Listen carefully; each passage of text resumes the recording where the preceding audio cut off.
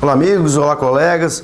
Esse projeto nosso da advocacia, de curso de atualização sobre o novo CPC, voltado e preparado e montado especificamente para a advocacia mato-grossense. Voltamos agora para o nosso terceiro bloco dessa nossa aula sobre normas fundamentais, para tratar de dois princípios constitucionais, um que é o contraditório, decorrente inequivocamente constitucional, o outro que é a cooperação, que alguns autores sustentam que decorre do próprio contraditório, analisado em conjunto com a boa-fé. Isso é importante porque o Código, ele elegeu, a partir do nosso ambiente democrático, ambiente da democracia, ele optou por termos um processo cooperativo, como tem sido chamado pela doutrina. O Código, ele estabeleceu expressamente o princípio da cooperação e colocou no princípio da cooperação que já agora, antes da sua entrada em vigor, já está gerando um pouco de polêmica da doutrina por conta da redação do artigo 6. E o que diz a redação do artigo 6 quando trata da cooperação? Estabelece: todos os sujeitos do processo devem cooperar entre si para que se obtenha em tempo razoável decisão de mérito justa e efetiva. Essa terminologia, cooperar entre si, tem gerado uma grande polêmica da doutrina, porque a doutrina diz o seguinte: não, o cooperar entre si tem que ser a cooperação partes e juiz, nem não uma cooperação uma parte cooperar entre outra. Alguns autores sustentam que a cooperação não pode uma parte obrigar a outra a cooperar, obrigar uma parte a cooperar com a parte contrária. O que é inequívoco nessa divergência que é surgida na doutrina é que a cooperação ela é inequívoca entre o magistrado, entre o órgão jurisdicional e as partes. Então esse artigo, quando estabelece a cooperação de que todos os sujeitos do processo devem cooperar entre si para que se obtenha em tempo razoável decisão de mérito justa e efetiva, ele estabelece então esse princípio da cooperação, que é preciso a gente analisar a partir do que se tem estudado em outros países sobre cooperação. Então, em Portugal, especificamente, já com grandes reflexos no direito brasileiro, o professor Miguel Teixeira de Souza, da Universidade de Lisboa, ele estabelece que decorre da cooperação 3 deveres ao magistrado. Então, o professor Miguel Teixeira de Souza, à luz do que nós compreendemos também para o direito brasileiro, entende que o contraditório ele tem uma boa relação com a cooperação e que a cooperação, como magistrado, ele também é sujeito do contraditório, que na cooperação surge deveres para os juízes. O professor Miguel Teixeira de Souza estabelece 4 deveres para o magistrado, ensino que tem sido difundido amplamente no Brasil há uns 15 anos ao menos. Ou mais, o professor Carlos Alberto Tavares de Oliveira, o professor Grazi, o professor Humberto Doro Júnior, enfim, diversos estudiosos do direito processual civil estabelecem o princípio da cooperação sobre esses 4 deveres do juiz. Por isso que eu havia dito no bloco anterior, quando tratava da boa-fé objetiva, que a boa-fé objetiva como surgimento ou criação de deveres jurídicos anexos ou laterais tem muito a ver com o contraditório. Por quê? É que 4 deveres: o dever de prevenção, o dever de esclarecimento, o dever de consulta ou o dever de auxílio. No direito estrangeiro, no direito, por exemplo, alemão, tem tido o dever de consulta, chamado também de dever de discussão, outros deveres como o dever de advertência, enfim. Vamos compreender, e é isso que é importante, cada um desses deveres. O dever de prevenção, ele estabelece como quase um dever social, de assistência social, que o magistrado deve prevenir as partes da necessidade de aperfeiçoarem os seus julgados. Em outras palavras, o direito brasileiro, e a gente vai ver no nosso último bloco desse normas fundamentais, embora não conste nos 12 artigos, o Código elege como princípio o princípio da primazia do julgamento de mérito. O dever de prevenção é intimamente ligado porque o dever de prevenção estabelece que o magistrado tem o dever de colaborar com as partes, porque alertá-lo que tem que prevenir que elas devem melhorar os seus articulados, por exemplo, suas petições, por exemplo. O próprio dever de emenda à petição inicial, o magistrado, olha, senhor autor, estabeleço que emende a petição inicial, seja para juntar um documento obrigatório, seja para efetuar o pedido adequadamente, sob pena de extinção do processo. Esse dever da parte do magistrado, antes de indeferir a inicial, possibilitar que a parte corrija o vício, tem a ver com a cooperação entre o magistrado e as partes, tem a ver com o dever de prevenção. Também decorre da cooperação o dever de esclarecimento. O magistrado, ele tem o dever de esclarecer as suas decisões judiciais.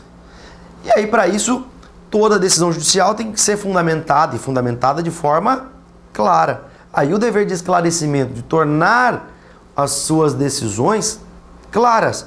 Da mesma forma que aqui sim, inequivocamente, as partes também têm o dever de peticionar em todos os sentidos, desde a apresentação da petição inicial, a defesa e todos os articulados apresentados no curso do processo, de forma clara.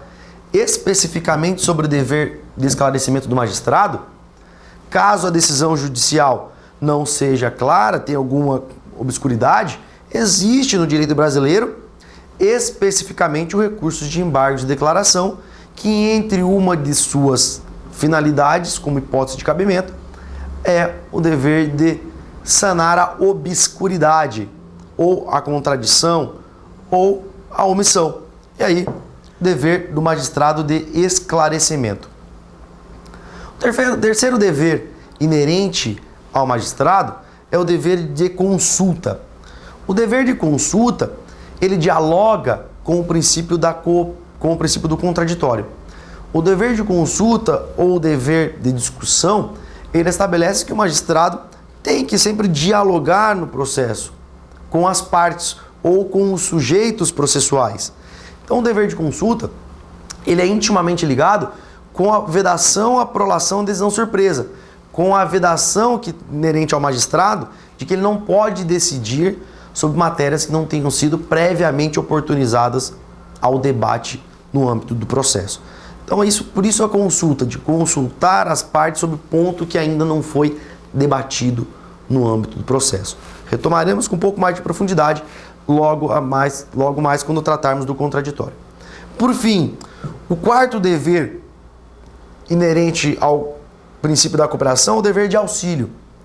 O professor Miguel Teixeira de Souza coloca que o magistrado tem o dever de auxiliar as partes a superar eventuais vícios, apontando o vício, dizendo para ela, por exemplo, na Lei 9.099, no sistema dos juizados especiais, estabelecendo que, olha, você, autor, pode peticionar até 20 salários mínimos sem advogado.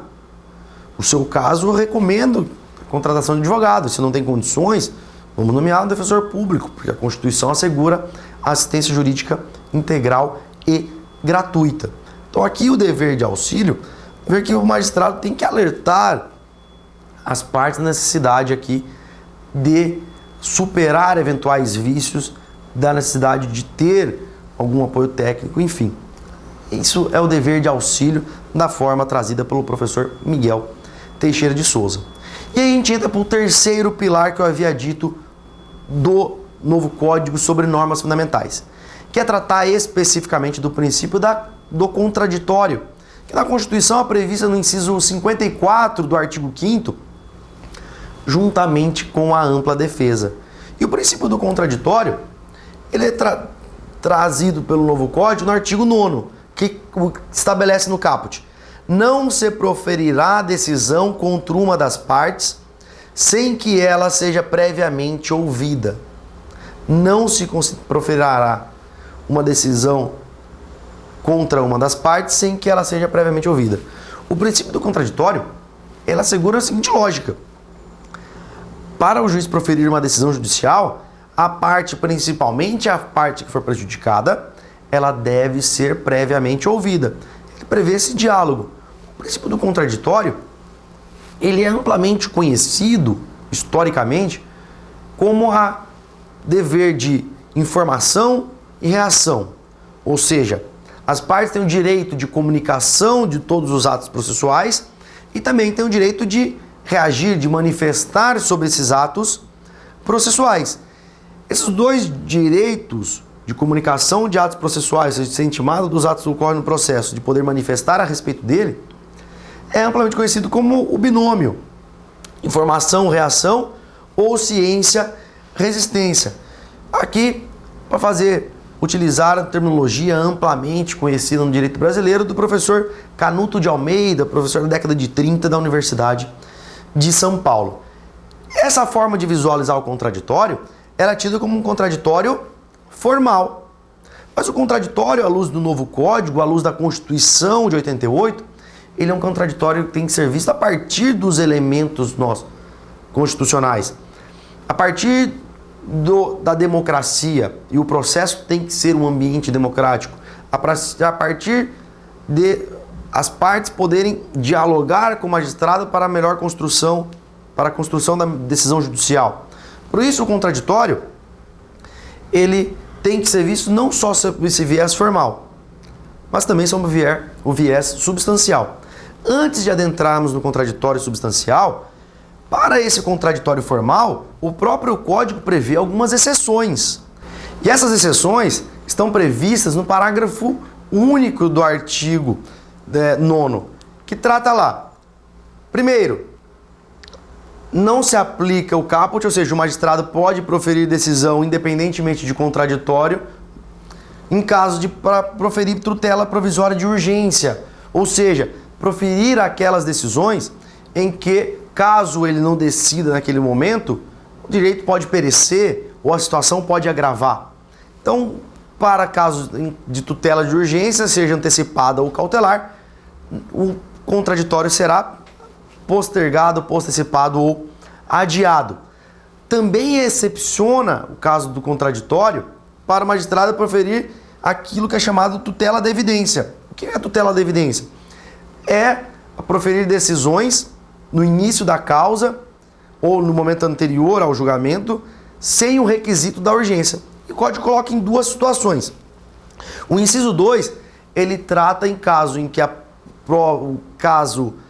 se consegue provar os fatos discutidos apenas com prova documental, ou seja, aquilo que nós conhecemos como matérias somente de direito, que se prova com provas documentais, e desde que tenha tese jurídica fixada em recursos repetitivos ou nos incidentes que o Código prevê para fixar tese. Nessas situações, o magistrado pode proferir uma decisão no início da causa antes de oportunizar o contraditório. O inciso 3 trata expressamente da possibilidade de contrato de depósito. No Código de 73, a ação de depósito é um procedimento especial, ela possui um procedimento especial. No Código de 2015, deixa de existir o procedimento especial e prevê a possibilidade, para caso de contrato de depósito, de concessão de tutela da evidência. E por fim, da decisão que trata o artigo 701, o artigo 701 trata de caso da ação monitória, que no novo Código ela deixou de existir durante a tramitação legislativa, no início da tramitação legislativa e na parte final do processo legislativo foi reincluído com uma nova moldagem, que trata especificamente da ação monitória. E aí, meus amigos, a gente entra especificamente no contraditório substancial. No contraditório em que decorre desse nosso processo democrático, decorre da necessidade de dialogar, decorre da possibilidade da parte atuar no processo para contribuir com a decisão jurisdicional.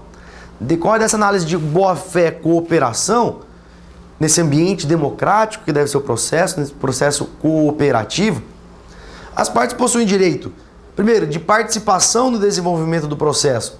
Todos os sujeitos processuais devem participar do desenvolvimento do processo. Por consequência dessa participação, devem influir no conteúdo das decisões judiciais. A participação nossa na fundamentação, nas decisões, etc., deve ter influência ao magistrado elaborar as suas decisões judiciais. E por essa razão, tem que ter os argumentos apresentados considerados. Então, os argumentos trazidos pelos sujeitos processuais devem ser considerados, ainda que seja para rejeitar. Então, o magistrado tem o dever de analisar os argumentos e, ainda que seja para rechaçar, para rejeitar os argumentos apresentados, ele deve ser analisado. E por consequência desse contraditório, meus amigos, esse contraditório formal, em que prevê o direito de comunicação dos atos processuais, o direito de manifestação das partes no processo, dos sujeitos processuais, o direito de participação no desenvolvimento do processo, de influência no conteúdo das decisões, de terem seus argumentos considerados, foi a terceira regra decorrente do contraditório, que, em nosso modo de ver, vale na vigência do Código de 73, porque decorre do artigo 5º, inciso 54 da Constituição, decorre do próprio contraditório constitucional, a regra da vedação à prolação de decisão surpresa. Vedação à prolação de decisão surpresa foi um tema abordado por nós em nossa dissertação de mestrado. Minha dissertação de mestrado, tive a oportunidade de pesquisar esse tema, como ele tem desenvolvido em outros países. O que traz? O que é isso, vedação à decisão surpresa? A redação do artigo 10 é muito feliz ao tratar desse tema, porque estabelece que o magistrado ou o juiz não pode decidir em grau algum de jurisdição com base em fundamento a respeito do qual não se tenha dado às partes oportunidade de se manifestar, ainda que se trate de matéria sobre a qual deva decidir de ofício.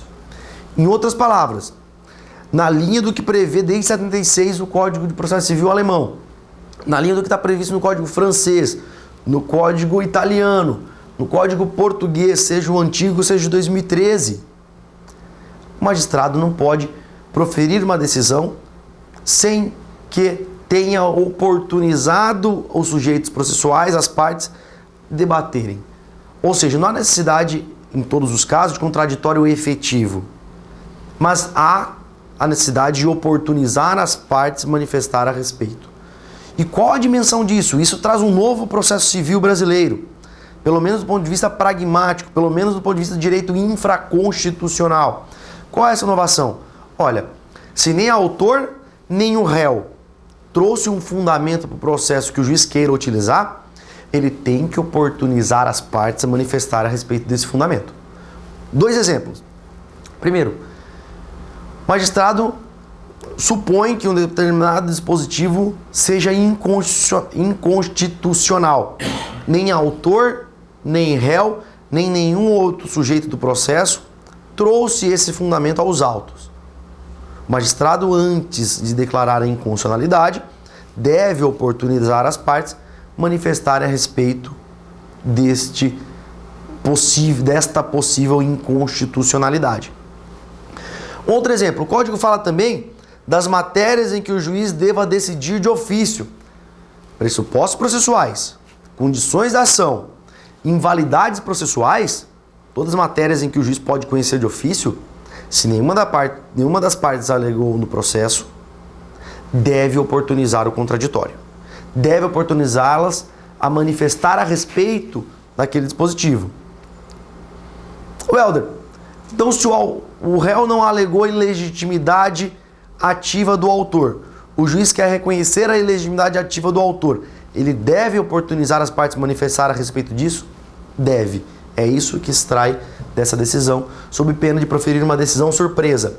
Ou, como dito no direito italiano, decisione a terza via, uma decisão de terceira via. Então há necessidade, portanto, de oportunizar o contraditório a respeito dos fundamentos a serem utilizados na decisão judicial. Exatamente porque o processo é um ambiente democrático. Esta é uma grande novidade. Então, por isso que, em nosso sentir, nós temos esses três princípios como os pilares das normas fundamentais no novo Código: a boa-fé objetiva, ou a boa-fé processual, como norma de conduta do comportamento da parte, a cooperação entre si, seja juiz as partes, seja partes com o juiz, e o contraditório no seu sentido formal e substancial, e somada à regra decorrente dele da vedação à prolação de decisão surpresa, como pilares do novo Código. E isso é importante nós termos ciência, porque decisão que não observa uma decisão em tese, uma nulidade, mas uma nulidade que eventualmente pode ser superada pelos tribunais. Então, um ponto importante para nós sabermos no novo código, é um ponto que vale a pena nós termos ciências. Tudo bem? Encerro aqui nosso ponto, voltamos no nosso próximo bloco com a ordem cronológica de conclusão. Um abraço e até a próxima.